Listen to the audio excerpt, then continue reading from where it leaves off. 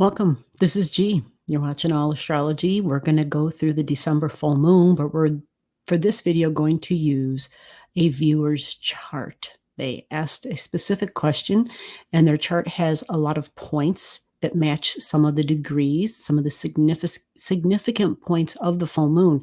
And this is a great opportunity, I thought, to do this request for the viewer, and to also share it with everybody on the channel who is interested just in astrology in general and maybe wants to learn a little bit more by just watching by the examples that are shown here. So let me bring the chart up and we will start. Here we go. Let me see if I can go like that, and if that helps a little bit better. Yeah, alrighty. So this is December 2022, right? December full moon. Now, this is looking a little complicated because there are two charts on the screen. The outer ring is the full moon itself, okay? So this big circle on the outside, here's my cursor, top right-hand corner. I know I didn't show you that first, but yeah, this outer ring is the full moon itself. And we know this because we know that the full moon's at 16 degrees in Gemini energy. So if we look at the outer ring, we see the moon is just lit up, 16 degrees, 1601. You see that? We see Mars is right next to it, right? So at the opposite, we're going to have the sun at 1601. See that? There you go. Sun is right there. Yep. Sun in Sag. Okay. So now then we have the inner ring, right? This is the viewer's chart. This is their birth chart, which is also called a natal chart. Okay. And what we have is this person, look at their Gemini energy. They have Vesta at 1611. Their ascendant is at 1513, right? This is their natal chart. Here, let me do something real quick. Let me take this off for a second. I should have started off like that. Here we go. This way you can get a better grasp of what we're looking at, because there's just a lot to look at. So there's her ascendant, which is also called a rising sign. So 15 degrees, 13 minutes. She also has Vesta there, which is, Vesta represents it's a flame. You see that symbol? It looks like a flame. It's how you shine. It's how you stand out, basically, because that flame is something that you carry. It's like your torch, right? Your torch, which for her, because it's in Gemini, speaking and talking, right? Maybe even debating, always learning, right? Gemini is someone who wants to learn, who's a sharer of information, who's going to be busy, whose mind is probably quite busy. Now, remember, this is the appearance, okay?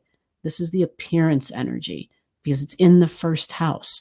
So the ascendant and the first house are all the same meanings, okay? First house, my body. Ascendant, my body. Now, this person also has their natal Saturn. You see that? At 20 degrees and 35 minutes. They also have their Nessa at 24 degrees. Okay. So let's go see. The other big thing, of course, if your ascendant is at 15, then your descendant is at 15. So this person has their descendant at 15 degrees in Sagittarius. Descendant is typically your partners. Some say it's the people that you actually marry in life, but it can be your business partners. Descendants also in the 7th house, right? Descendant in 7th house, same meaning. Some say this is the house of open enemies, like people who are your enemies. They're out in the open. They're not hidden. Yeah, that's just one of those things. So let's take a look at some other things. Here's her natal moon, 24 degrees and 30 minutes in water. We're also going to see if she has anything natally that squares her ascendant, right? Because that's what we're going to be looking for with the full moon, with the transiting full moon of Gemini. We're going to then pair that up with their chart, and we'll see. So let's look. So we're looking for anything like around, 12, 13, 14, 15, 16, 17, 18 degrees. So we're going to go to Virgo energy, because that would be squaring Gemini energy. And we see she has something here. This Pallas Athena right there is too high. It's at 24, but I'm looking at this one. And this one is called Humea. And Humea is your ability, is a restorative ability for your health. Health, because especially for this person's chart, it's in Virgo energy, and Virgo is our health. It is the health that's typically connected to digestion. Some say the stomach and grains and food and our diet. And Humea at 1140 does always square her ascendant. Yep, they're 90 degrees away, so they're always squaring. And so that also squares her Vesta, right? So I'm going to read real quick Humea. It's the drive toward ultimate peace and harmony. It's a feminine, healing, and creative energy. It's the goddess of fertility. So her ability, Humea energy, when it shows up, it gives you the ability for, if you've been sick or if there's been nothing there, like if things have disappeared, especially when we talk about the earth, it's the Hawaiian goddess, right? And so normally if there's been destruction, like flooding or drought, or just some sort of a natural disaster even, it's the Humea energy that we look at where there was once destruction, all of a sudden there's a birth, there's a life, there's creating happening, there's growth occurring. And so this is information that for this person, this is good to know. Having Humea there and knowing that it angles their physical body would then, in my mind, they would probably want to pay attention to the things that, that all the Virgo qualities, which are alternatives, which could help this person's physical body possibly. At least consider some of those things. Because that's Virgo, it's alternative. It's not going to be working out for sake of working out. It's going to be like walking or, what's that? I'm so bad right now. I'm so sorry. Like, the whole stretching, yoga. I could hear it screaming yoga.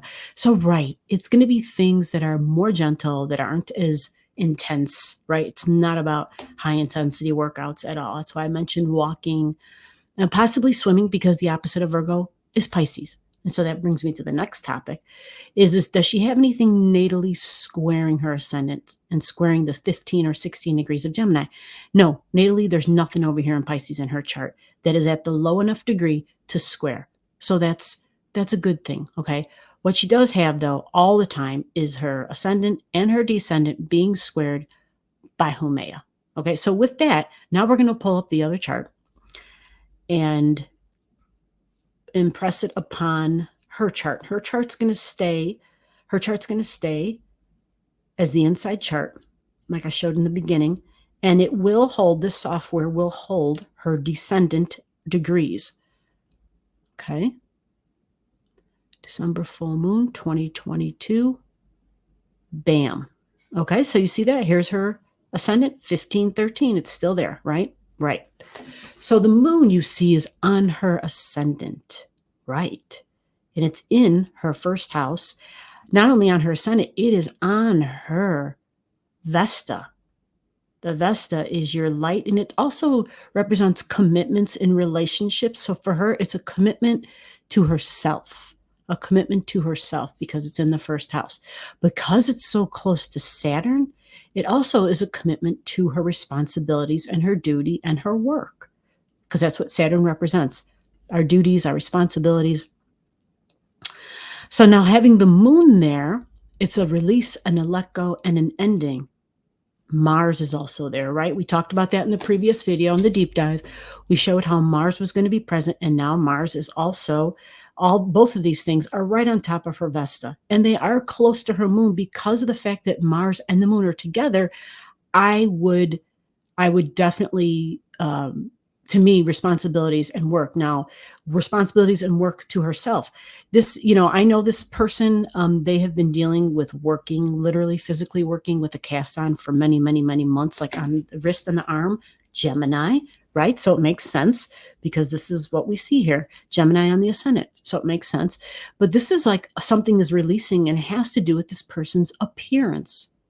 Many times I say things like, well, maybe you're changing the way you dress or your hairstyle. Maybe you're getting a haircut. Maybe there's a weight loss or a weight gain, or it could be, we could do a lot of different things to change the way we look. So something is ending, something is is being completed. And it definitely has to do with her body for 2 reasons. Why? I'm listening. Are you going to put it in the comments?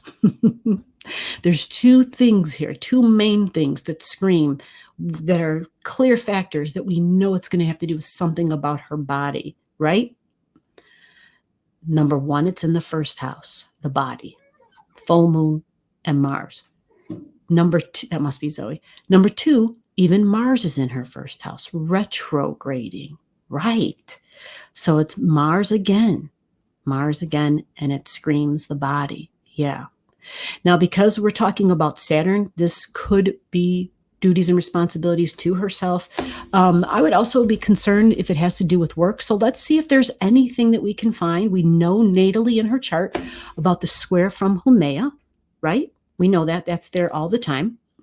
But let's see if there's anything in Pisces by the transit. So we go across from Virgo, and we're going to look. We see Juno there, but we also see Nessa. We also see Astrea. We also see White Moon Lilith. There's a lot in Pisces, actually, that would be squaring the moon and Mars. That, because I would include this White Moon Lilith. It's at 1150. Astrea's at 12. Nessa's at 1342, which is 14.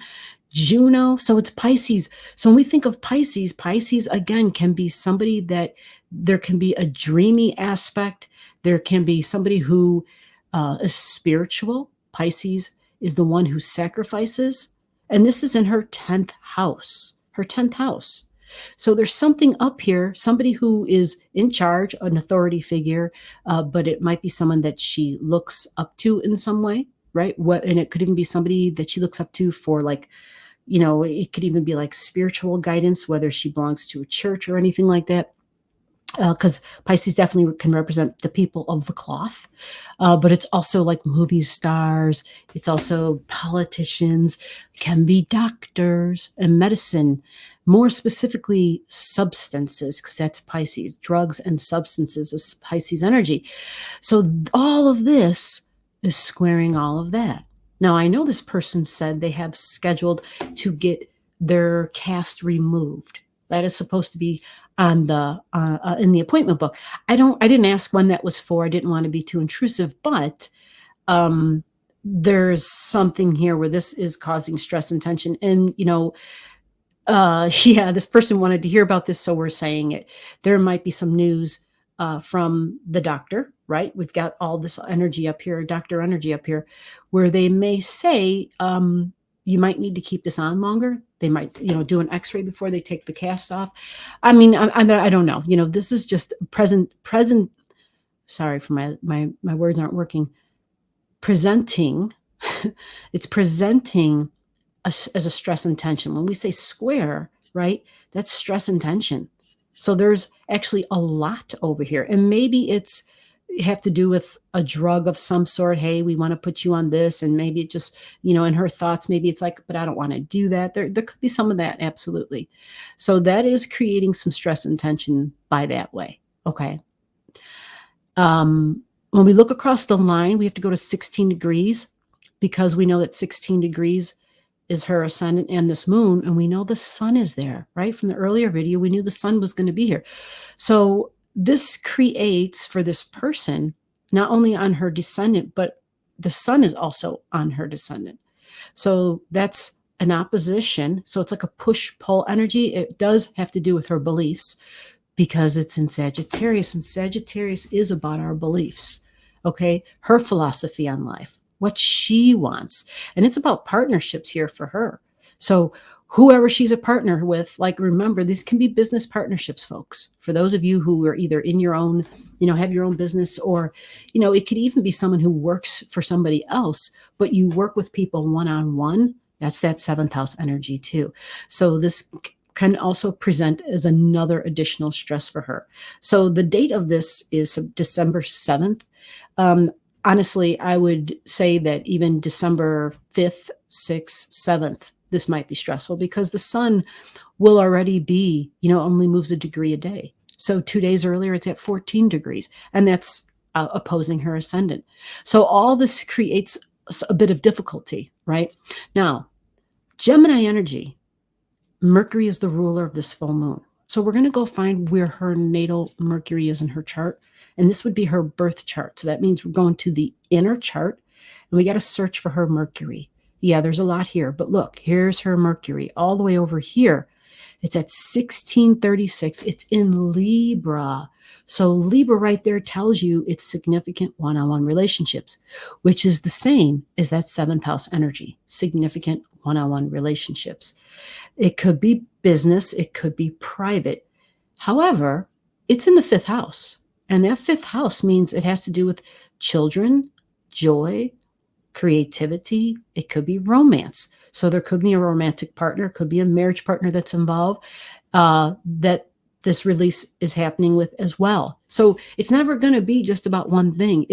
That's the thing about astrology, especially for those of you out there who have really complex charts. It's not just one thing. If you really pay attention and are tracking things, you will see where multiple things happened.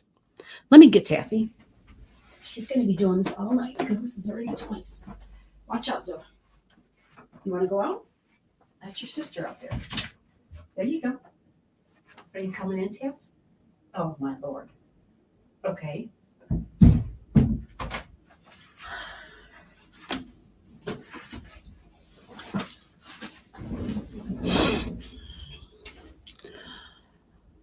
Okay, so that's her Mercury, right? 16. And that her natal Mercury is right between Sirius at 1348, which is very close to it. So it's something and someone that nurtures her. And then Uranus, somebody that's possibly older or an authority figure. It's interesting. There's like a combination factor in here, possibly a boss at work even, because it's an authority figure. Uranus energy could even be someone who's a friend that she kind of looks to be an authority figure in her life. So again, all those keywords, and then you have to take into consideration that it's in the fifth house. What if she has a child, an adult child, that kind of feels like they're the boss, that kind of feels like they know more than their parent? Oh, gee, never heard of that before, right? So there's a lot of things here. Friend energy, because that's Uranus too. Friends that you have who feel like they know more than you or feel like they're there to tell you what to do or that you look up to. They don't have to necessarily be bossy people. It could just be that you go to them with, for advice. It could be as simple as that. So there's something here, something and possibly someone that you're releasing. Okay. And because it's all about information and communications and the way we think and the way we talk and the way we relate, Gemini, these are all Gemini keywords. It could even be a coworker. That's also Gemini energy. Neighbors, peers, next door neighbors, and coworkers. Remember, Gemini is talking. So it's sales, it's the scribe, it's social media, right? Digital communications. Now, Mars, it's definitely got to do with that arm or that wrist. And something is coming and something is going. There's information and stress and tension with this full moon. Now let's see, there could be something that brings some peace and some getting along energy, because look at this. These same things that I was just pointing at, your Mercury, your Uranus, your Sirius, well, guess what? They trine your moon. They're in air. So I was over here finding your Mercury because it rules this full moon, but it actually trines your moon. It trines Mars, Uranus, and all that trines. Even your Saturn gets trined here. So what I'm saying here right now is because of your natal chart and the strong air energy you have in Libra, it looks like this can be beneficial. Because when the moon and Mars get here, they start trining all this stuff. And you will have noticed that the moon, Mars at 16, Mars, actually, you're probably noticing it right now. Mars is at 19 degrees when I'm recording this. So it was already triggering your Uranus energy. Yeah, it's already triggering that. So maybe you've, maybe something with children and the romance, but it's significant one-on-one relationships. These two things are trining and making that easier. So that will hopefully add to a benefit and an ease in your life. Hopefully it'll establish some sort of a balance for you so it doesn't feel so jarring. Either way, Mars is involved and it's our emotions. So whatever you do, whatever this event or events are, we got to remember to take a breath, to breathe, to stay calm, to know that whatever it is, we're going to get through it, and it will get better. I'm not saying it's going to happen right away, but over time, we just have to kind of like focus and be patient and know where we're cherished, like who actually values us in our lives, and be careful as to how we spend our energy and who we give our time to, right? And yeah, I think that wraps it up. If you have any questions, if you want to reach out, if you want to comment under this video, Daphne, be my guest. Hopefully this helps. Hopefully it makes sense. I got to go get a cat at the door. She's having a fit. She wants to play tag all night long. So yeah, take care. Bye-bye.